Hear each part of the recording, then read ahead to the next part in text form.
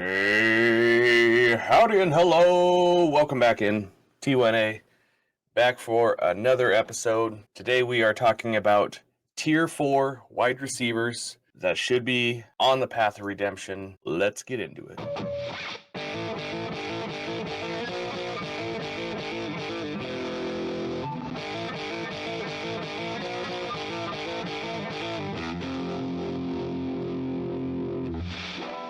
We're back with 4 wide receivers that finished up in the wide receiver tier of wide receiver 4 that definitely shouldn't have been there. We didn't draft them to be there last year, but that is how they ended up. Ended up finding a very interesting stat that kind of linked all of these players together. So let's go ahead and start diving into this stuff here. First one up on our list is going to be Rome Odunze. He finished last year as wide receiver 49. His current ADP, he's getting drafted 75th player off the board, wide receiver 27 in dynasty drafts if you're doing a startup. His role in the downfield passing scheme really defined him as somebody that should have a high upside outside receiver, with the opportunities that he had. So he started in 12 games, played until 17.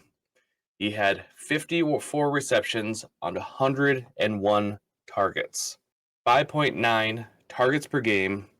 So when we're looking at targets per game, our top 25 receivers or top 24-ish are averaging about 7.5 targets per game. He had 734 yards receiving, 3 touchdowns. That is another stat that ended up linking a lot of these players together is their low touchdown rate. Looking at his targets per game, the 5.9 targets per game, if we're looking at the top 25, top 24, the top 2 tiers of wide receivers for fantasy last year, they're averaging about 7.5 or more targets per game. Finished the season with 734 yards, 3 touchdowns. Touchdowns, low volume of touchdowns. I mean, all of these guys on the list I have today had less than 3 touchdowns on the year. That's a really low stat and something that actually has like a positive regression coming back. 5.9 targets, 13.5 yards per reception. Keenan's gone now, 121 targets on the Bears. Luther's not an outside receiver. Luther Burden, he's the rookie that they drafted this year. They also picked up Loveland, but that's not going to play a factor into what Rome's role in this offense is. He's going to be one of the lead outside receivers, and that locks him in as always being on the field. It already been shown he's going to be a target on this offense. When we're looking at his, first of all, targets per game, he's already at 5.9. If he's receiving 2 more targets a game, that's getting him to 7.9, right where we want him to be as far as targets per game, as far as getting to a wide receiver 2 tier. And that's what I'm really looking at for all these players that I've got today, is that they're going to jump from a tier 4 player back into that tier 2.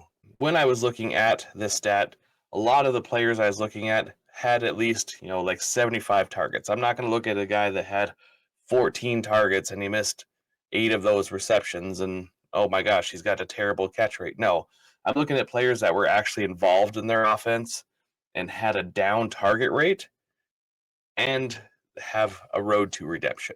Second player up on the board here, Jalen Waddle. Finished last year as wide receiver 46. He is currently being drafted 89th player off the board, wide receiver 31. He finished last year with 58 receptions on 83 targets. He had 744 yards and just 2 touchdowns. We know Tua going out played into some of this. So did his week 15 injury, which ended up hurting a lot of people that were hoping to have him for the playoffs. As Tua was getting back in stride, Waddle was there. It just didn't work out as far as fantasy playoffs. So a lot of people are already off of him for that reason. Now, one of the biggest things for Waddle versus the other players on this, he had a 69% catch rate, much better than what we were looking at for Rome. He goes through the season, he has 5.5 targets per game. Again, we're looking to get hopefully 7.5 at least. and he had 12.8 yards per reception. He is a workhorse receiver. He had over an 80% snap share, so he only had like a 9.4 yard average depth of target. He ended up creating 3+ yards per reception, at least after each catch. Breezing through the rest of these players here, we've got George Pickens. The big narrative for him is that he's moved on to a different team. He got traded, moved over to the Cowboys.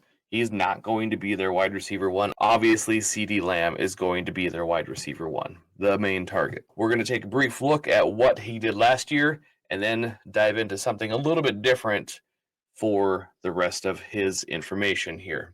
Last year, played 14 games, started 12 of them, and he ends up with 59 receptions on 103 targets, 900 yards, and 3 touchdowns. Again, that's the big common factor with these guys is they just had a very low touchdown rate as well as a terrible catch percentage. For Pickens, he actually got close to that wide receiver 2 number of 7.4 targets per game. He ended up with 15.2 yards per reception. So he actually, out of the few on this list, capitalized with what he had for targets and had the upside to do more, just didn't work out. It looks like he was being just sprayed with targets and nothing was even coming close, not catchable. He had too many defenders around him. He was being forced the ball. In fact, all these guys were being forced the ball. It just didn't work out well as far as getting reliable catchable balls. The quarterback accuracy for most of the receivers on this list was pretty questionable. So the second thing we're going to look at for Pickens now going into this year with the Cowboys is the last couple years of target share in Dallas. So last year, CeeDee Lamb had 152 targets, 101 receptions. The next closest person on that list for receptions is Ferguson, the tight end. So he had 86 targets and 59 receptions. We look at 2023. CeeDee Lamb had 181 targets, 135 receptions. Huge breakout year for him. Did he have a tight end at the second on the list? No, he had a wide receiver. He had Brandon Cooks, 74 receptions, 102 targets. 2022, back to it. They didn't have a wide receiver two, a solid wide receiver two on this offense. CeeDee Lamb, 107 receptions, 156 targets. Dalton Schultz was their second target receiver, and that was 89 targets, 57 receptions. This offense desperately needs a wide receiver two. With Pickens there, he's going to be a solid wide receiver two. He's going to have some end zone looks. He's going to have some big plays. He's not the focus of the defense as far as receivers. It's going to be on CeeDee Lamb, so he's going to end up with some opportunities. Wan'dale Robinson of the New York Giants. Not who I was expecting to find on this list, and in fact, I had to change the fourth player on the rotation because I found these stats actually kind of disgustingly good. So he ends up being 173rd player off the board right now, drafted as wide receiver 62. Last year, he finishes as wide receiver 38, above the previous three names we mentioned, who we also drafted way higher than anybody drafted Wan'dale. And here's how he finished. He finishes with 93 receptions, 699 yards, 3 touchdowns, 140 targets. Are you freaking kidding me? This guy got 140 targets.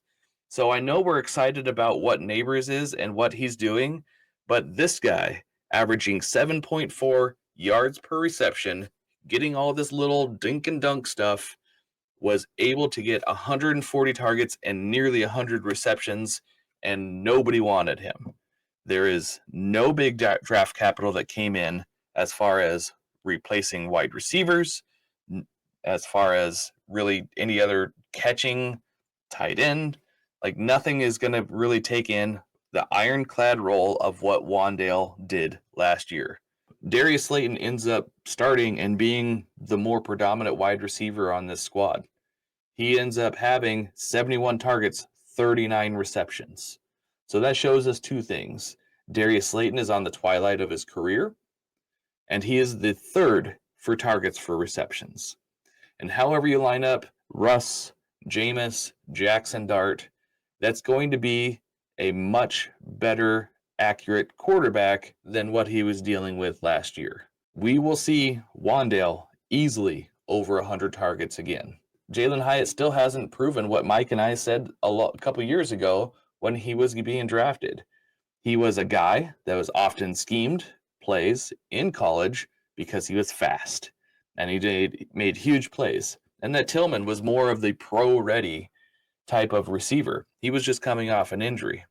So without any new wide receivers added, I mean, they've added 2 rookies, but I couldn't even name them because I think they were either drafted in 5th, 6th, 7th round or if undrafted free agents.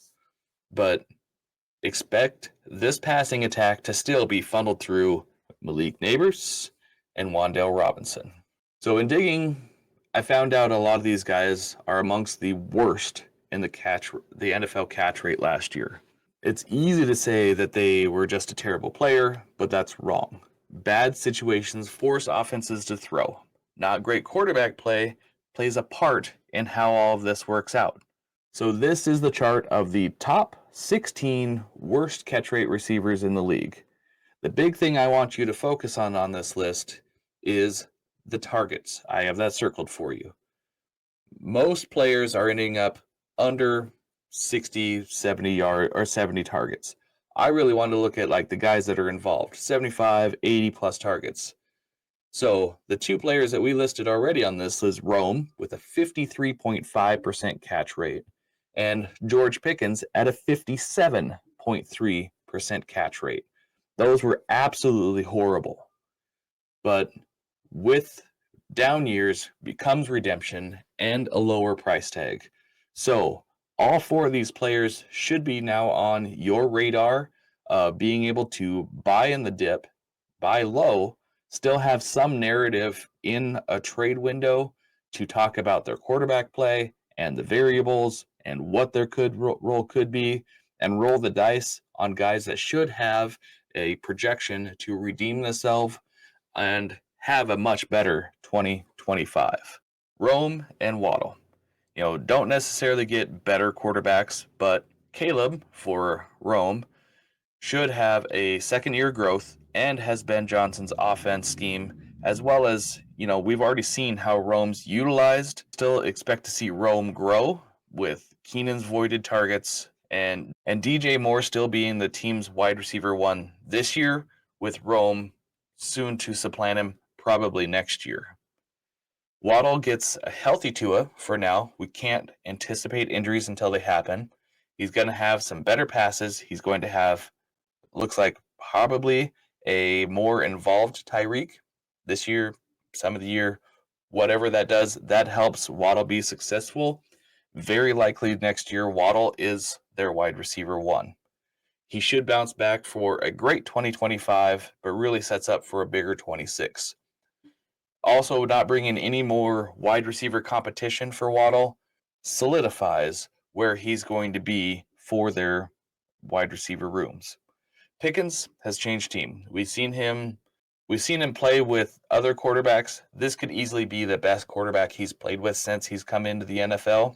CeeDee's going to be the focus. We kind of covered that earlier. So we will likely see Pickens having a lot of one-on-one coverage for most of the season. Sounds like an easy recipe for Pickens to end up in that wide receiver 2 tier and be back to where we want him to be. Wan'Dale still going to be down in that fourth tier wide receiver, but somebody that you could end up throwing into a flex or hopefully into a week-to-week spot where he does have a role and to where he's going to get you some yards, some receptions, maybe a score.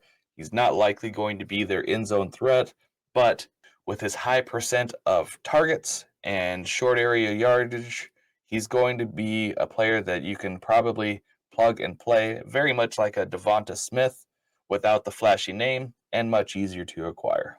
That's all I got for you guys today. Hope you enjoyed. See you next time. Later.